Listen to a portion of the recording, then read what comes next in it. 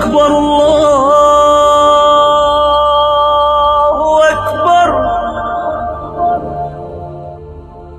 نفسیات کے جو بڑے بڑے ڈاکٹر یورپ اور امریکہ میں ہیں، ہمارے یہاں نہیں ہیں۔ جو نفسیات کے بڑے بڑے ڈاکٹر جو ہے نا، وہ جتنے وہاں ہیں ہمارے ہاں نہیں۔ ہمارے ہاں کا ڈاکٹر بھی اناڑی ہوتا ہے، نفسیات کے جو ڈاکٹر ہوتے ہیں، بلکہ خود نفسیاتی ہوتا ہے وہ بیچارہ، حقیقت ہے۔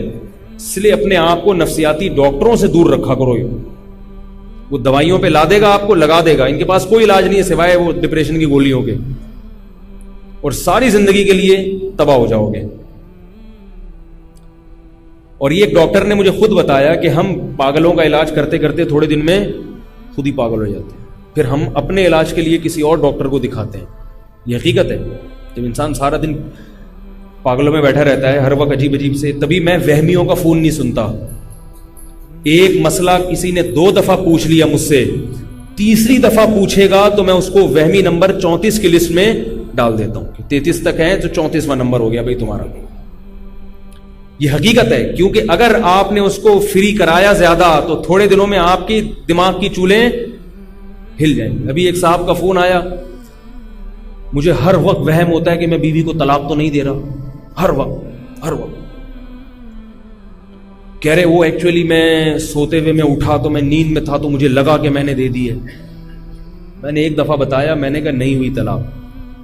پھر دوبارہ فون، حضرت مجھے ایسا، میں نے کہا دوبارہ بتا دیا، اب اگر تیسری مرتبہ فون کیا تو آپ کا نام غفار ستار کلیم سے نہیں بلکہ وہمی۔ اور تیسری دفعہ فون کیا اس نے، وہمی نمبر 34۔ اب فون نہیں اٹھے گا اس کا، چاہے کچھ بھی ہو جائے، زمین آسمان ہی، کیونکہ ہمیں اپنے دماغ کی حفاظت پہلے کرنی ہے، دوسرے کی فکر۔ ہم اگر پاگل ہو گئے، اللہ نہ کرے، ایسی ایسی فضول باتیں سن سن کے، تو پھر ہمارے پیچھے جتنے لوگ ہماری اقتدا کر رہے ہیں وہ سارے پاگل ہو جائیں گے، کیونکہ پھر ہم ممبر پہ بیٹھ کے ایسی فضول باتیں کریں گے، لوگ وہ بھی پاگل ہو جائیں گے۔ تو ایک آدمی جو تھوڑا سا مقتدا اور رہبر ہو، اس کے دماغ کی حفاظت زیادہ ضروری ہے۔ اگر وہ پاگل ہو گیا تو پوری قوم جو اس کو فالو کر رہی ہے وہ کیا ہو جائے گی؟ پاگل۔ اس لیے میں سنتا ہی نہیں۔ وضو نہیں ہو رہا ان کا، وضو کر رہے ہیں، ہو ہی نہیں رہا۔ ایک دفعہ بتا دیا بھائی ہو گیا، دوبارہ اب نہیں مجھے فون کرنا۔ تو تالاب میں چھلانگ لگا کے مر جا بھائی، تو تیرا وضو نہیں ہو سکتا، مر جا تو۔ ایسے عجیب عجیب گھماتے ہیں باتوں کو۔ وہمی آدمی خود اپنا علاج کرے تو ہوگا، دنیا میں کسی کے پاس اس کا علاج نہیں۔ وہ خود اپنے آپ کو اس جنجال سے نکالے۔ او بھائی شلوار ہے، کپڑے ناپاک ہو گئے، نلکے کے نیچے رکھو، 2-3 دفعہ نچوڑو، نکلو پتلی گلی سے، چھوڑو کہ چھینٹے نہ پڑ جائیں، یہ نہ پڑ جائیں، یوں اتنا عدسے لگا کے دیکھ رہے ہیں۔ ان کو بتا دیا بھائی ایسے رگڑو، دھو لو، بس یوں دیکھتے کیوں کہ چھینٹیں پڑ رہی ہے کہ نہیں پڑ رہی؟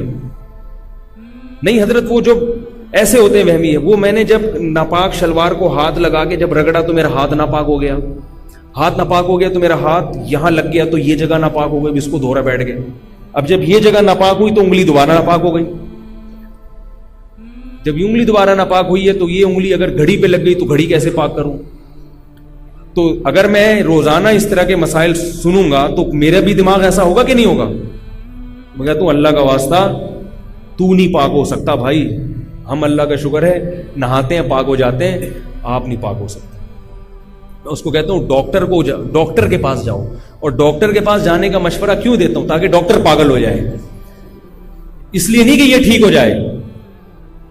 بھائی ہم تو فیس لیے بغیر آپ کو گائیڈ کر رہے ہیں، ڈاکٹر پیسے لے رہا ہے نا، تو پیسے لے گا تو رسک بھی وہ لینا، پھر پاگل ہونے کا رسک وہ لے جو پیسے لے رہا ہے۔ ہم فری پوکٹ میں کیوں اپنے دماغ کو خراب کریں بھائی؟ وہ میں نے لطیفہ سنایا تھا نا، یہ کہ وہمی آدمی کا لطیفہ سنایا تھا کہ ایک وہمی استنجا کر رہا تھا، اس کو یقین نہیں ہو رہا تھا کہ میں پاک ہو رہا ہوں کہ نہیں ہو رہا، لوٹوں پہ لوٹے بہا دیے اس نے دھو کے، بڑے پیشاب پہ نا وہ، لیکن نہیں ہو رہا، اس کو تسلی نہیں۔ اس نے کہا دریا میں چھلانگ لگاتا ہوں میں۔ دریا میں چھلانگ لگایا تو اب اس کو یہ وہم ہو رہا ہے کہ جو پانی گندگی سے آ کے ٹچ ہوا وہ پانی ناپاک ہو گیا، وہ جب ہٹائے وہاں سے تو پچھلا والا پانی اس پانی سے ٹچ ہوا تو وہ والا پانی بھی کیا ہو گیا؟ ناپاک۔ تو وہ اب بیچارہ گھنٹہ وہ نہا کے پھر وہ اس کو ایک ترکیب آئی کہ یار جب تک یہ دھوپ میں پانی سکھاؤ گے نہیں، یہ سارا پانی دھوپ میں اڑ جائے، اس وقت تک میں پاک نہیں ہو سکتا. تو دھوپ کی طرف رخ کر کے اپنا استنجا سکھا رہے ہو. کسی بچے کو شرارت سوجی, اس نے غلیل میں ڈھیلا رکھ کے مار دیا. جب ڈھیلا اس کے لگا ہے تو وہ بچے کے پیچھے بھاگ رہا ہے.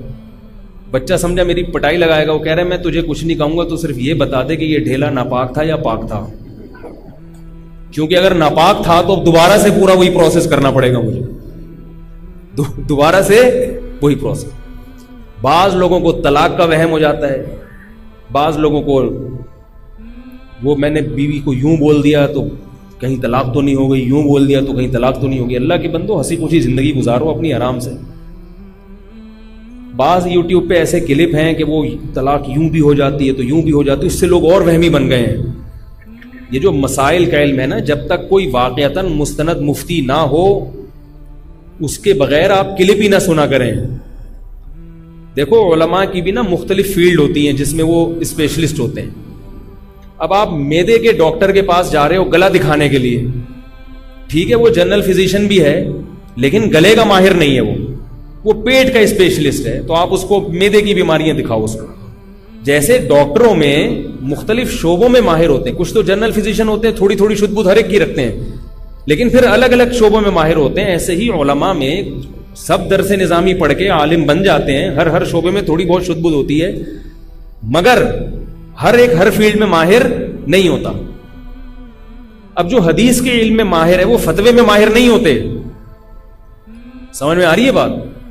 بعض علماء علم حدیث میں بڑے ماہر ہوتے ہیں, سندوں کی بحثیں ان کو بہت یاد ہوتی ہیں کہ یہ راوی کمزور ہے, یہ ثقہ ہے, یہ قابل اعتماد ہے, یہ حدیث صحیح ہے ضعیف ہے, لیکن فتوے کی لائن میں وہ زیرو ہوتے ہیں. فتویٰ نہیں لیا جائے گا ان سے. فتویٰ بالکل ایک الگ فیلڈ ہے کہ مسئلہ کیا بتانا ہے, زمانے کے لحاظ سے اس میں کیا تبدیلی ہو گئی ہے, عرف میں کیا تبدیلی ہے. اب وہ ایک صاحب نے کہیں اپنی بیوی سے کہہ دیا تم آزاد ہو, 3-4 دفعہ کا تم آزاد ہو آزاد ہو, ایسے ہنس کھیلتے. اب وہ بیوی نیم مفتی خطرہ ایمان, وہ عالمہ بنی بھی تھی, وہ رونے دھونے لگی, کہنے لگی یہ تو طلاقیں واقع ہو گئی ہیں. وہ صاحب میرے پاس آئے, انہوں نے کہا میری بیوی عالمہ ہے, وہ کہہ رہی طلاق ہو گئی ہے. میں نے کہا کیوں ہو گئی؟ آپ نے آزاد آزاد آزاد اتنی دفعہ کا, کوئی لڑائی ہو رہی تھی, کوئی جھگڑا ہو رہا تھا. کہہ رہے نہیں میں تو ہنسی خوشی ہم لوگ. میں نے کہا ہنسی خوشی میں تو کوئی خام خامے طلاق نہیں دیتا, طلاق تو غصے میں دی جاتی ہے نا. میں نے کہا آپ کی نیت کیا تھی, کچھ اور کسی اور چیز سے آزاد کر رہے ہوگے آپ, سوچو, اس کو یاد نہیں آ رہا. یہ بھی یاد رکھو طلاق غصے میں ہو جاتی ہے. یہ جو لوگ کہتے ہیں نا شدید غصہ تھا تو طلاق نہیں ہوئی, ایسی کوئی حدیث نہیں ہے کہ شدید غصے میں طلاق نہیں ہوتی. طلاق ہوتی ہی غصے میں عام طور پر. مزے ایک تبلیغی جماعت کے عالم تھے, ان کے پاس کوئی آیا, کہنے لگا میں نے غصے میں بیوی کو طلاق دی ہے. انہوں نے کہا کہ ہو گئی ہے. انہوں نے کہا بہت سخت غصے میں تھا میں. انہوں نے کہا ایسے کوئی بھی نہیں کہتا کہ جا میری پیاری تجھے طلاق, غصے میں ہی ہوتا ہے یہ کام. آج کل نئے نئے مفتی آ رہے ہیں مارکیٹ میں, انہوں نے یوٹیوب پہ ایسے مفتی بہت ہیں کہ غصے میں ہو تو طلاق نہیں ہوتی, اور حدیث کا ریفرنس بھی دے دیں گے. کوئی ایسی حدیث نہیں ہے کہ جس میں آتا ہو کہ غصے میں طلاق نہیں ہوتی, ایسی کوئی حدیث نہیں ہے. حدیثوں کے ترجمے غلط کر دیتے ہیں لوگ, ریفرنس کو دیکھتے ہیں بس, بخاری کا حوالہ مل جائے, مسلم کا حوالہ مل جائے, اتنا دیکھتے ہیں لوگ. آگے لوگوں میں شعور نہیں ہے کہ اس حدیث کا, اس میں کوئی ایسا لفظ بھی ہے جو غصے پر دلالت کر رہا ہو. ایسی کوئی حدیث نہیں ہے کہ غصے میں طلاق نہیں ہوتی. طلاق غصے میں ہو جاتی ہے, پیار میں بھی ہو جاتی ہے, غصے میں بھی ہو جاتی ہے, نشے میں بھی ہو جاتی ہے. اگر نشہ کسی نے خود کیا ہے تو اس میں بھی طلاق واقع ہو جاتی ہے. شریعت میں نشہ اگر آپ نے خود کیا ہے تو یہ قابل معافی نہیں ہے. دیکھو یورپ امریکہ کا قانون ہے, شراب پی کے آپ نے بندہ مار دیا آپ کو پھانسی نہیں ہوگی, سمجھ رہے ہو؟ ان کے ہاں قانون ہے. اسلام میں ایسا قانون نہیں ہے. اسلام میں شراب پی کے بندہ مار دیا آپ کو مارا جائے گا, پکڑا قتل کیا جائے گا آپ کو.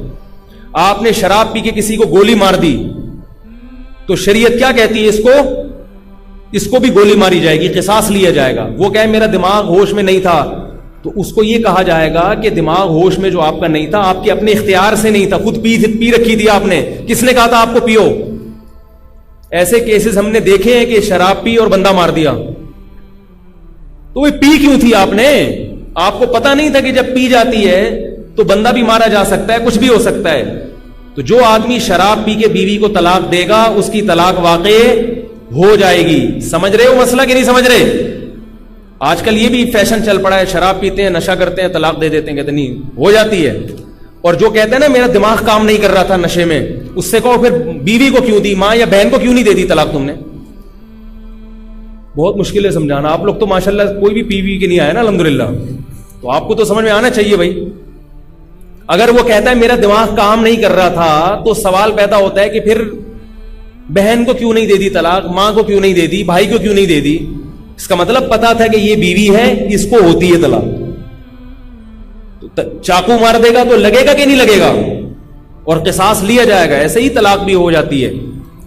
تو میں عرض کر رہا تھا کہ مسائل جو ہیں جو باقاعدہ اداروں سے فارغ ہوتے ہیں, مستند مفتی, ان سے پوچھا کرو جن کے پیچھے کوئی ادارہ ہو. یہ نہیں کہ تھوڑے دن میں کوئی بھی اٹھ کے تحقیقات عوام کے سامنے مارکیٹ میں لا رہا ہے اور لوگ پھر اس سے مسائل پوچھ رہے ہیں, یہ جائز نہیں ہے. اگر آپ اس کو فالو کریں گے تو کل قیامت کے دن آپ سے سوال ہوگا. لوگ کہتے ہیں وہ دلیل سے بات کر رہے ہیں, ہر ایک دلیل سے بات کرتا ہے. آپ میں دلائل کو سمجھنے کی صلاحیت نہیں ہے, یہ آپ تسلیم کر لیں. اپنی جہالت کا اعتراف آج کل لوگوں سے ہوتا نہیں ہے, یہ بڑی مسئلہ ہے. ڈاکٹر کے سامنے اپنی جہالت کا اعتراف کریں گے کہ آپ میدے کے ماہر ہیں, مجھے نہیں پتا, جی آپ کو پتا ہے. ENT اسپیشلسٹ کے سامنے اعتراف کر لیں گے, ڈاکٹر صاحب آپ چاہیں تو کاٹ دیں, آپریشن کر کے گردہ نکال دیں, چاہیں تو نیا لگا دیں, چاہیں تو ڈائلسس پہ لے آئیں, آپ زیادہ جانتے ہیں, میں تو جاہل. جہاں عالم مفتی کی بات آئے گی کوئی آدمی اپنے آپ کو جاہل تسلیم کرنے کے لیے تیار نہیں ہے. یہ بہت بڑا المیہ ہے, قرب قیامت کی علامت ہے یہ. اعجاب کل ذی رأی برأی, ایک روایت میں آتا ہے کہ ہر آدمی اپنی رائے کو سب سے بڑھ کر سمجھے گا. میری رائے ہے نا, وہ ویسی کوئی رائے نہیں ہے کسی کی. اللہ اکبر. اللہ